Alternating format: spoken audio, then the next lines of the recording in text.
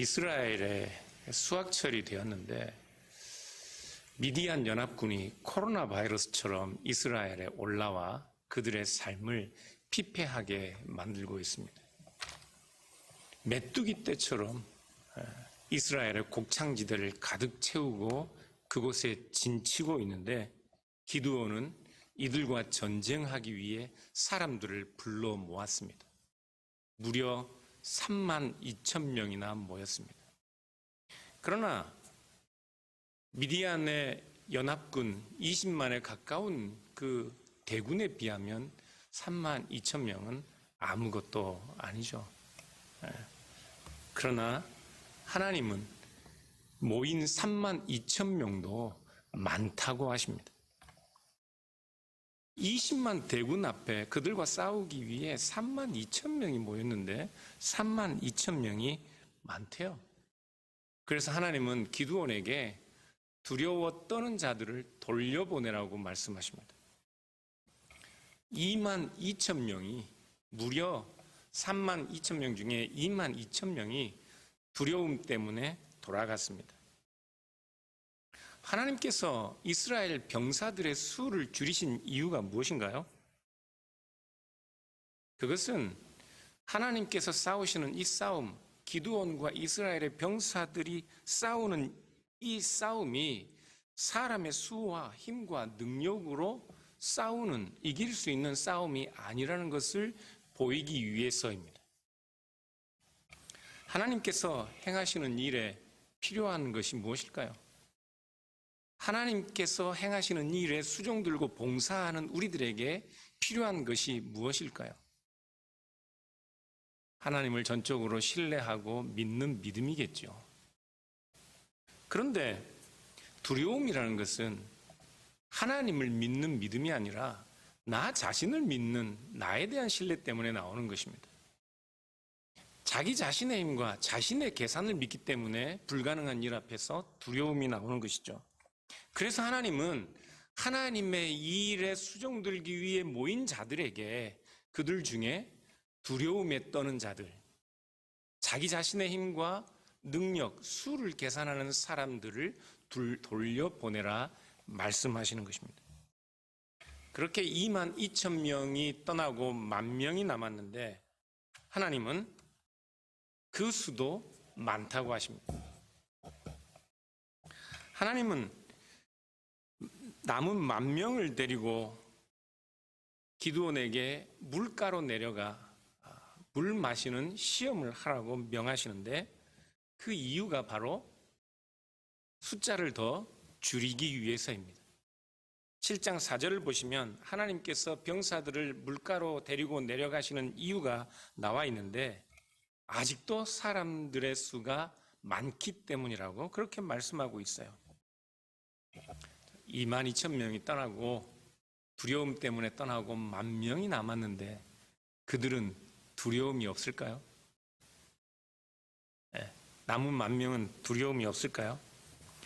그들이 마신 샘물의 이름은 하롯입니다.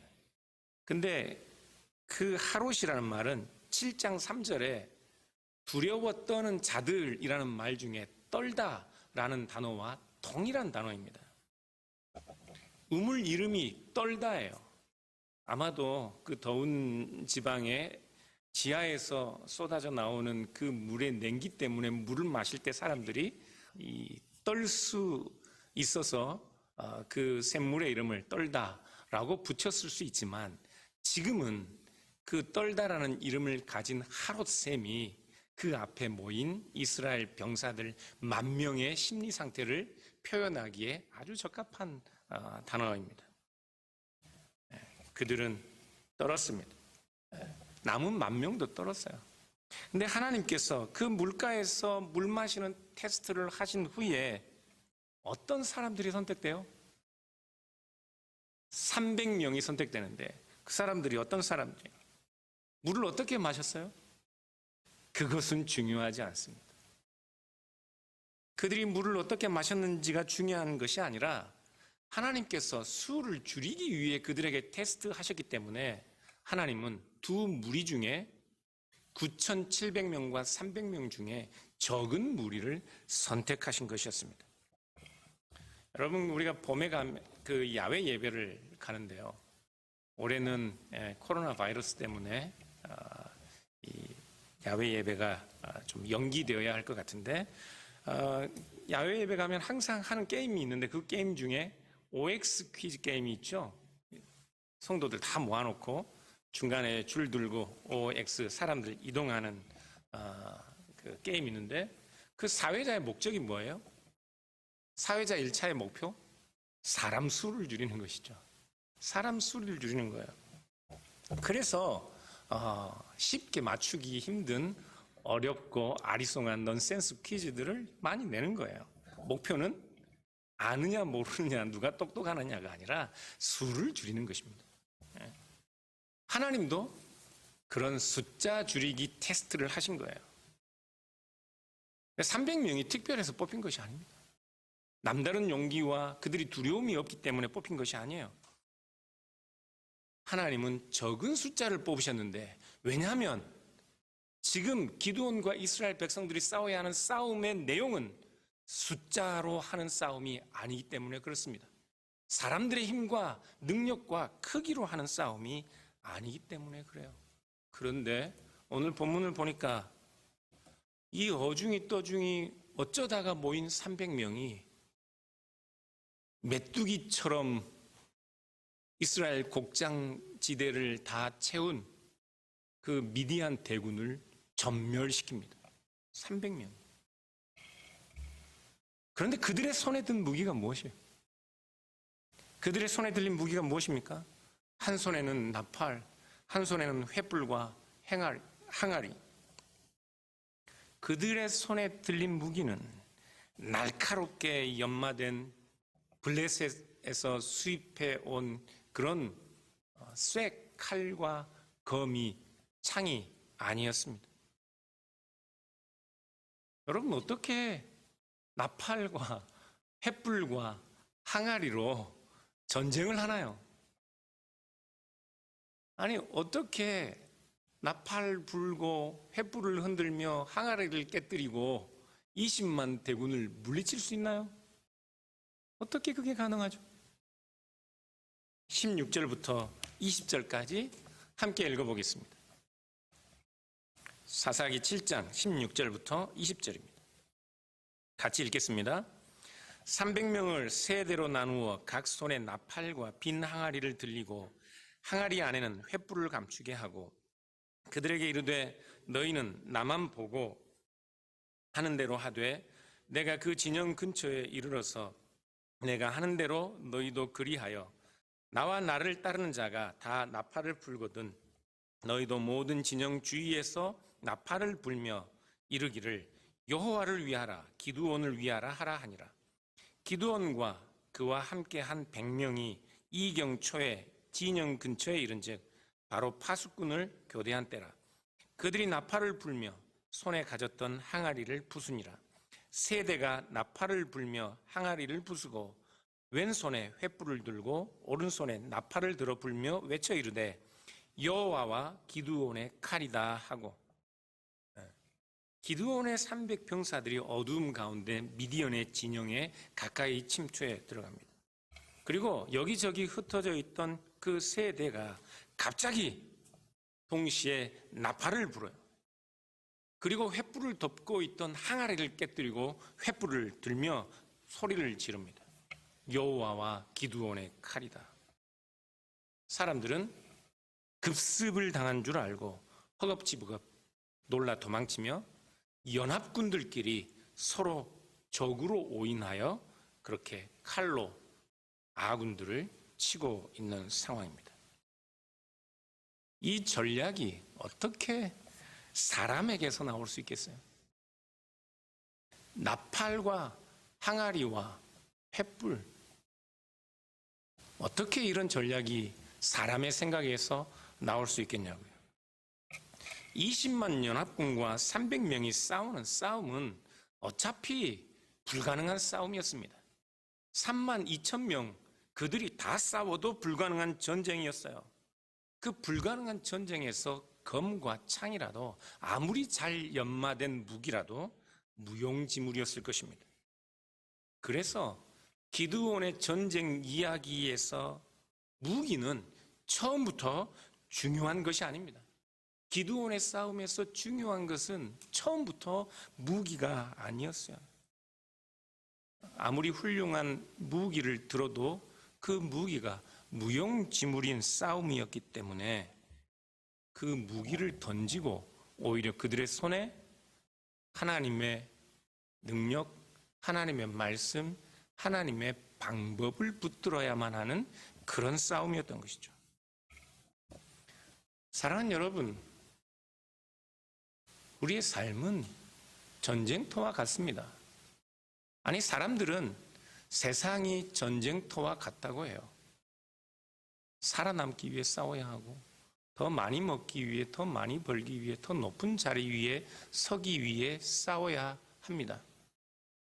그러나 우리가 싸우는 전쟁터는, 우리가 싸우는 삶은 그런 종류의 전쟁터가 아닙니다. 우리의 싸움은 다른 종류의 싸움입니다. 우리가 싸우는 싸움, 우리가 싸워야 하는 싸움은 검과 창과 사람의 수와 능력과 힘으로 싸우는 싸움이 아닙니다. 그래서 우리가 싸워야 하는 싸움, 우리가 싸우는 싸움에서 세상 사람들이 손에 무기처럼 들고자 하는 것들을 들고 싸우려 하면 반드시 질 수밖에 없는 싸움이 우리가 싸우는 싸움입니다. 우리가 싸우는 싸움은 혈과 육의 싸움이 아니기 때문에 그렇습니다. 에베소서 6장 12절부터 13절까지 제가 읽어드리면, 우리의 씨름은 혈과 육에 대한 것이 아니요 정사와 권세와 이 어둠의 세상 주관자들과 하늘에 있는 악의 영들에게 대함이라. 그러므로 하나님의 전신갑주를 취하라. 이는 악한 날에 너희가 능히 대적하고 모든 일을 행한 후에 서기 위함이라. 우리가 싸우는 싸움은 혈과 육의 싸움이 아닙니다. 우리가 싸우는 싸움은 악한 영들과 이 세상을 다스리는 악한 힘들에 대항하여 싸우는 싸움입니다. 우리가 싸우는 싸움은 죄와 싸우는 싸움입니다. 그러니 그 싸움을 능히 이기기 위해 우리가 무엇을 취해야 한다고 말씀하고 있습니까? 우리가 무엇을 손에 붙들어야 한다고 말씀해요? 그 싸움에 이기기 위한 방법이 무엇입니까? 교회의 수를 늘리고 교회를 크게 짓고 힘 있는 자들을 교회로 모아들이고 돈을 축적하고 힘을 키우고 교회가 유명해지라고 하지 않습니다. 바울은 하나님의 전신갑주를 취하라 말씀합니다. 하나님으로 옷 입으라 말씀하고 있다고요. 전신갑주, 대적한다, 이런 말들은 다 전쟁 용어입니다. 우리가 싸우는 싸움에 우리가 승리하기 위해서는, 반드시 우리가 싸우기 위해서는 우리 손에 잡힐 것을 의지하는 것이 아니라, 세상 사람들이 무기처럼 활용하는 것들을 의지하는 것이 아니라 오히려 그것들을 놓고 하나님으로 옷 입고 하나님의 말씀을 무기처럼 들어야만 하는 것입니다. 계속해서 바울은 에베소 6장 14절부터 17절까지 이렇게 말씀하고 있어요. 그런즉 서서 진리로 너희 허리띠를 띠고 의의 흉배를 붙이고 평안의 복음에 예비한 것으로 신을 신고 모든 것 위에 믿음의 방패를 가지고 이로써 능히 악한 자의 모든 화전을 소멸하고 구원의 투구와 성령의 검 곧 하나님의 말씀을 가지라.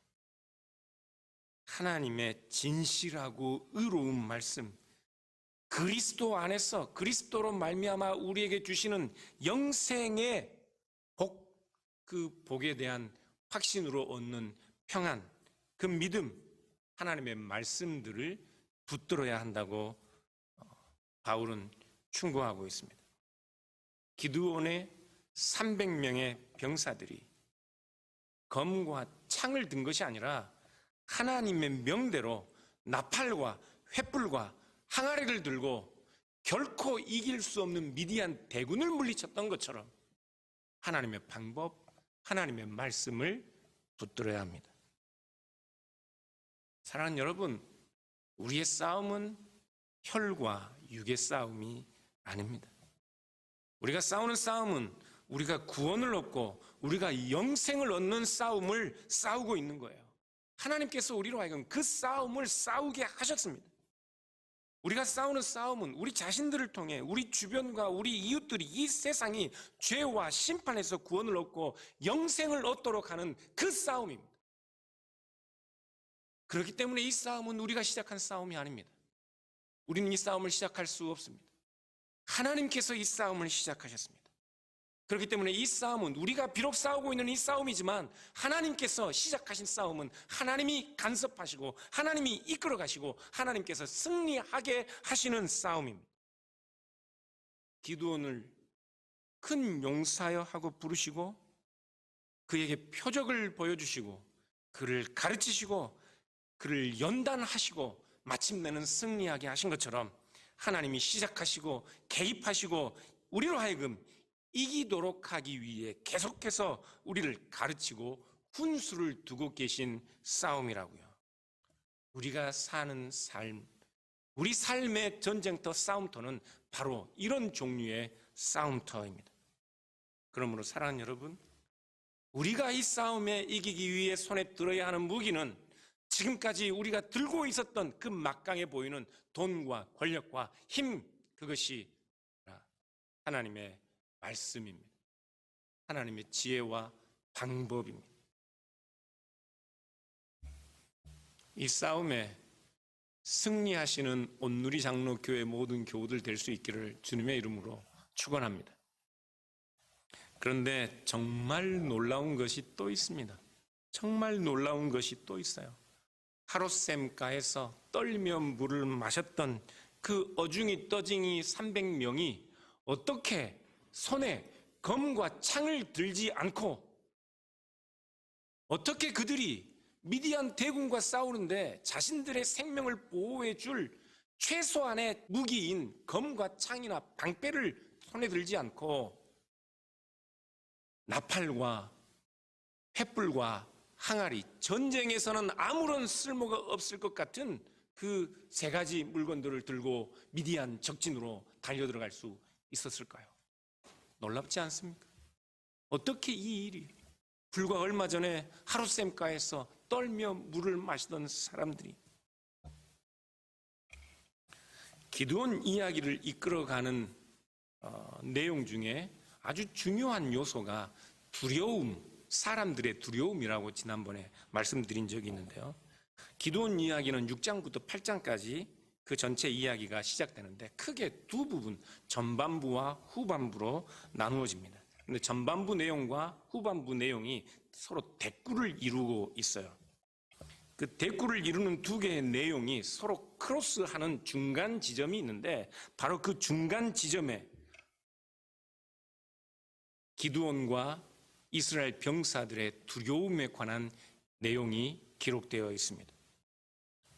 그러니까 그 전반부와 후반부 내용이 대꾸를 이루며 크로스하는 그 센터에 그 중앙점에 7장 1절부터 8절 그리고 9절부터 11절 그 두 개의 내용이 서로 대꾸를 이루며 자리를 잡고 있는데 전반부와 후반부는 바로 이 내용, 대꾸를 이루는 그 내용을 중심으로 전반부와 후반부로 나뉘고 있는 것이죠.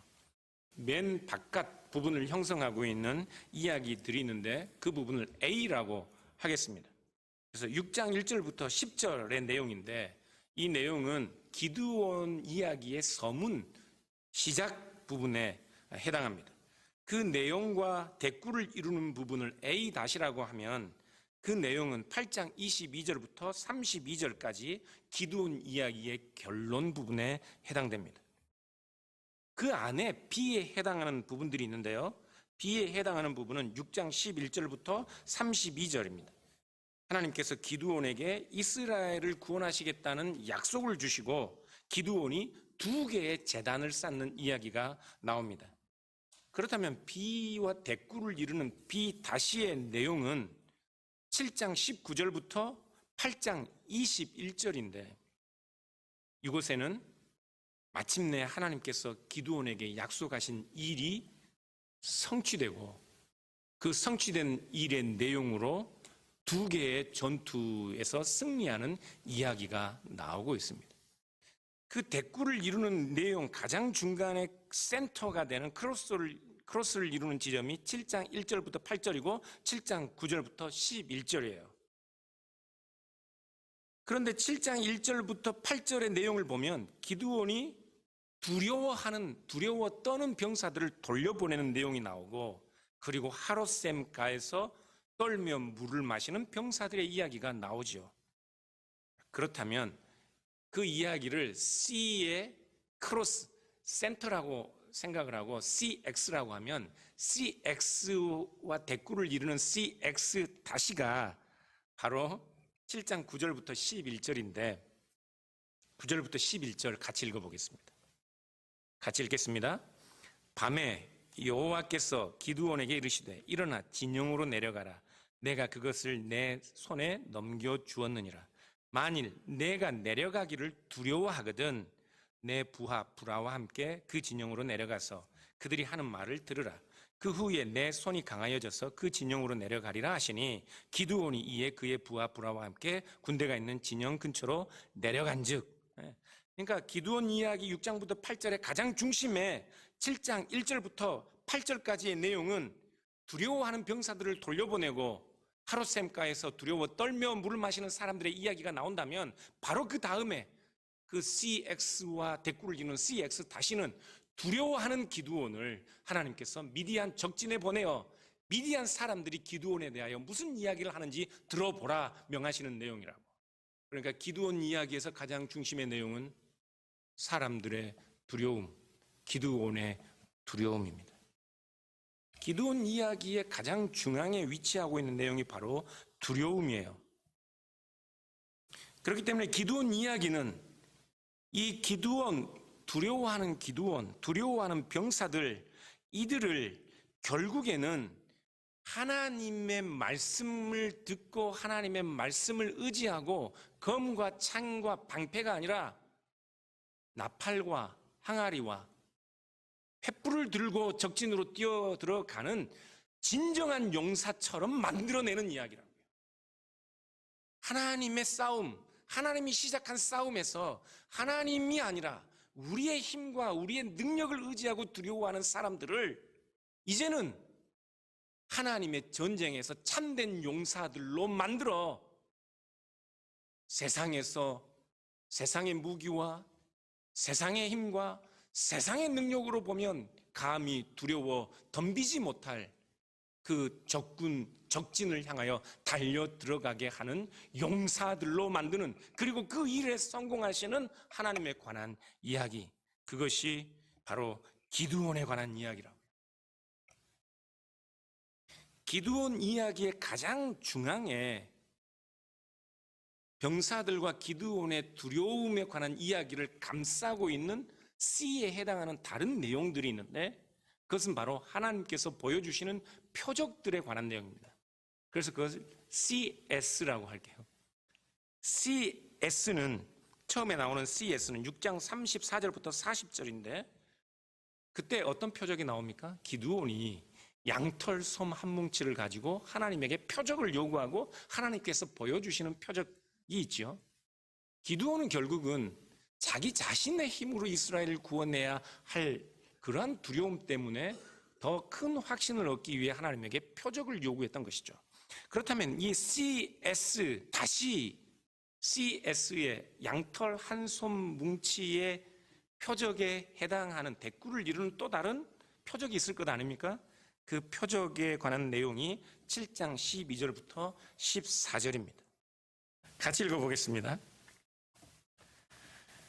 미디안과 아말렉과 동방의 모든 사람들이 골짜기에 누웠는데 메뚜기의 많은 수와 같고 그들의 낙타의 수가 많아 해변의 모래가 많음 같은지라. 기드온이 그곳에 이른즉 어떤 사람이 그의 친구에게 꿈을 말하여 이르기를, 보라, 내가 한 꿈을 꾸었는데 꿈에 보리떡 한 덩어리가 미디안 진영으로 글로 들어와 한 장막에 이르러 그것을 쳐서 무너뜨려 위쪽으로 엎으니 그 장막이 쓰러지더라. 그의 친구가 대답하여 이르되 이는 다른 것이 아니라 이스라엘 사람 요아스의 아들 기드온의 칼이라 하나님이 미디안과 그의 모든 진영을 그의 손에 넘겨주었느니라 하더라. 여전한 두려움 가운데 있는 기드온을 미디안 적진의 정탐꾼처럼 보내신 이유가 무엇이었습니까? 표적을 보여주시기 위해. 그 표적은 무엇이었습니까? 기드온이 알지도 못하는 미디안 사람들이 꾼 꿈의 이야기와 그 꿈에 관한 미디안 병사들의 해몽이 여호와의 검을 든 기드온이 미디안 적진을 진멸할 것이라는 이야기를 듣습니다. 이 표적을 본 후에 기드온은 드디어 확신을 가지고 300명에게 검과 창과 방패를 버리고 나팔과 항아리와 횃불을 들라 명할 수 있었던 것이라고요. 하나님께서 두려움 가운데 있는 기드온과 그 300명을 미디안 적진의 검과 창이 아닌 전쟁에는 쓸모없을 것처럼 보이는 것들을 들고 가게 하도록 만드신 것입니다.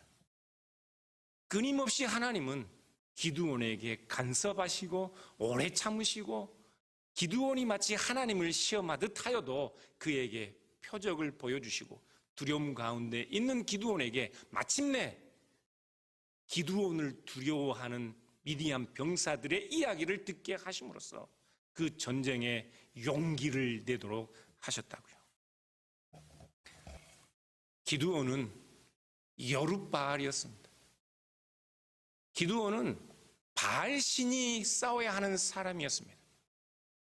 그런데 그 이름의 뜻은 결국은 기드온이 살아남아 있으므로 바알 신에게 이긴 자가 되었던 거죠. 마치 여리고성의 많은 사람들이 하나님께서 홍해를 가르시고 광야에 40년 동안 그들을 지키시고 모든 전쟁에서 이기게 하셨던 것들을 보고 들은 여리고의 주민들이 두려움에 떨었던 것처럼 지금 미디안 병사들은 여룻바알을 보고 두려워하고 있는 것이라고요. 하나님은 기드온을 바알과 싸워 이긴 자로 만드시고 사람들은 마치 그 기드온이 여호와의 검을 들고 여호와의 검을 휘두르는 자처럼 그렇게 신적인 전쟁에 승리를 가져올 그런 용사처럼 두려움에 떨고 있었던 것입니다. 기드온은 이제야 하나님의 능력을 알았습니다.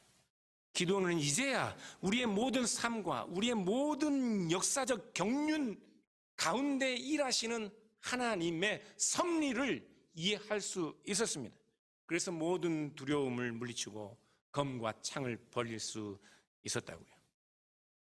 사랑하는 여러분,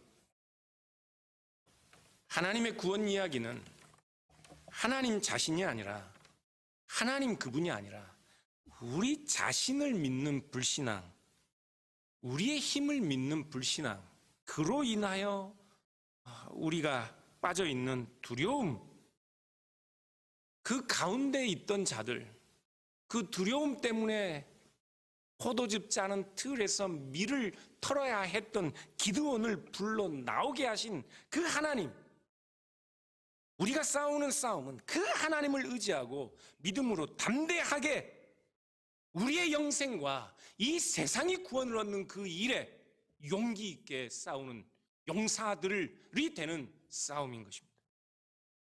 우리를 그런 존재로 바꾸시는 일이 하나님이 우리를 구원하시는 일이라고요. 하나님이 우리를 구원하시는 일이 그냥 우리를 예수님 믿으면 오케이, 됐지, 죽어서 천국 가는 것이 아니라 예수님을 믿는 우리들이 결국에는 이 세상을 구원하고 살리는 자들로 미디안의 병사들처럼 미디안 적군을 물리치는 이 싸움에 승리하는 자들로 우리를 바꾸시는 일이 하나님이 우리를 구원하시는 일이라고요. 그러니 하나님으로 옷 입지 않고 이길 수 없는 싸움인 것이죠. 그러니 우리 손에 들린 검과 창을 내려놓지 않고 사람을 해하고 죽이는 무기를 내려놓지 않고 횃불과 항아리와 나팔을 들지 않고는 싸울 수 없는 싸움인 것입니다. 종교개혁자들은 구원의 서정이라는 말로 이렇게 우리의 구원을 아름답게 잘 묘사해 주었어요. 하나님이 우리를 효과적으로 우리가 거부할 수 없는 방법으로 우리를 부르시고 소명이라고 하죠. 우리를 의롭다 하시고 칭의라고 하시고 칭의라고 하고 우리로 하여금 회개하고 거듭나게 하시고 중생이라고 하고 우리로 하여금 거룩한 하나님의 자녀들로 이 세상을 살도록 하시고 성화라고 하죠. 마침내 우리로 하여금 끝까지 견디게 하셔서 견인이라고 하죠. 영화로운 자리에 우리가 영생을 얻고 우리뿐만 아니라 함께한 이웃들도 그 영생의 자리에 참여하도록 만드시는 영화라고 하죠. 이 구원의 서정이 바로 구원 전체를 설명하는 것으로 그렇게 묘사하였습니다. 하나님이 우리를 구원하시는 일은 우리가 이 전쟁에 승리하는 용사들이 되게 하시는 것입니다. 사랑하는 여러분, 우리가 쉽게 오해하는 것이 있습니다. 세상을 자기 힘과 능력과 지혜로 사는 줄 아는 것입니다. 그리스도인들도 쉽게 오해하는 것들이 있습니다. 내 힘과 내 능력으로 하나님을 섬길 수 있을 것으로 생각하는 것이죠. 우리가 싸우는 싸움이 혈과 육의 싸움이라면 그럴 수 있습니다. 우리가 싸우는 싸움이 더 많이 가지고 더 잘 살고 더 자랑하고 더 힘이 세지는 싸움이라면 그럴 수 있어요. 그러나 우리가 사는 세상, 그리스도인들이 사는 세상은 자기 힘으로 자기 능력으로 성공할 수 없는 세상입니다. 왜냐하면 우리는 하나님의 다스림을 사는 자들, 천국을 사는 자들이기 때문에 그렇습니다. 교회도 마찬가지입니다. 우리의 힘과 우리의 능력과 우리의 경험과 우리의 지혜로 우리의 수로 교회를 온전히 세울 수 없습니다. 시골의 할머니 할아버지들만 모인 교회도 도시에 크고 빛과 번쩍한 박사들, 교수들, 의사들이 모인 그들이 대부분 교회 성도들의 주 멤버들로 모인 그런 교회들 못지않게 하나님의 크신 능력이 붙들고 있는 교회들입니다. 제가 오래전에 시골 교회에서 설교한 적이 있어요. 설교를 얼마나 진지하게 잘 듣던지. 물론 제가 얼굴이 조금 집중할 만한 얼굴이기 때문에 그럴 수도 있지만 좀 웃어주셔야 돼요. 설교가 끝나고 나서 허리가 굽은 할머니, 할아버지들이 저를 예수님 쳐다보듯이 인사를 하고 간 것을 보고 저는 다른 도시 교회들이 누리지 못한 은혜를 누리고 있는 그들을 보았습니다. 거문도 가까운 곳이에요. 전라남도 해안의 마지막 전라남도 지역의 목포와 요수 중간에 검도라는 섬이 있는데 그 검문도 약간 아래쪽에 설옥도라는 섬이 있습니다. 한센인들이 모여 사는 곳이 있어요. 저는 가보지를 못했는데 저희 누님이 그곳에 다녀오셔서 한 이야기가 있습니다. 그들은 병 때문에 대부분 다 완치된 분들이 그곳에 이제 계시는데 그래도 병 때문에 손가락도 없고 코도 없고 입도 이렇게 비뚤어지고 그런 분들인데 그분들이 찬송을 하면서 박수를 치면서 찬송을 하는데 부딪힐 손바닥도 없는데도 그들의 찬송과 박수 소리가 마치 하늘 군대가 찬양을 하는 것 같더래요. 누님이 깜짝 놀라서 그것을 보고 저에게 와서 하는 이야기였습니다. 어떻게 그것이 가능한지. 우리의 힘과 능력으로 교회를 세우는 것 아닙니다. 우리의 힘과 능력으로 우리가 싸우는 싸움에 결코 승리할 수 없습니다. 나는 여러분, 불신앙을 믿음으로 바꾸고 두려움을 용기로 겁쟁이들을 용사로 만드는 그 뒤에 서 계신 하나님, 이 일을 시작하시고 지금도 간섭하시고 결국에는 완성하실 그 하나님을 보십시오. 그 하나님이 여러분의 삶에도 간섭하고 계십니다. 그 전능하신 손으로 결코 여러분들을 포기하지 않으실 것입니다. 그러므로 여러분들은 이 싸움을 싸우셔야만 합니다. 여러분의 무기를 놓고 나팔과 횃불과 항아리를 드셔야 합니다. 이 싸움에 승리하시는, 이 힘들고 어려운 시간에 이 싸움을 싸우게 하시는 우리 뒤에 계신 하나님, 그분의 열심을 보시고 승리하시는 오늘의 장로교회 모든 교우들 되시기를 주님의 이름으로 축원합니다. 기도하겠습니다.